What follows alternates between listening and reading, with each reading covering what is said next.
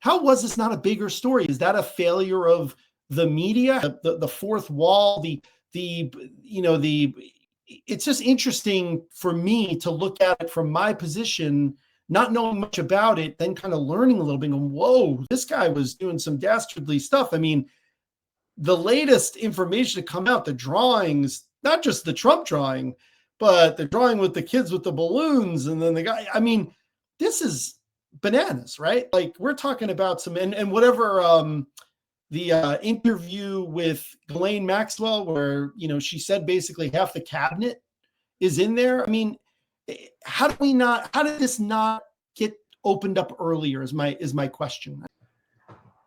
For sure. I feel like the deterioration of our local media probably played a role. I don't think we took these allegations of sexual abuse against women very seriously until much more recently. Epstein now it's cosmological for millions of people on the one hand, and for people on the other hand, it's so atrocious and horrible, and it may involve some of the most powerful people in the world, that it's clear that this is something that we should have all been paying attention to.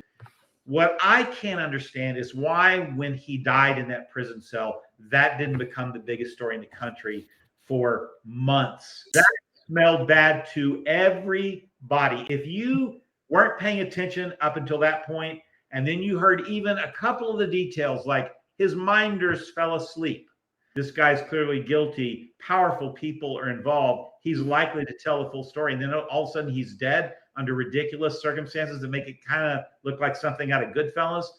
So, as a story, you think, well, and then nothing. Epstein knew, and he was unbelievably canny about buying off everybody who he thought might be a problem.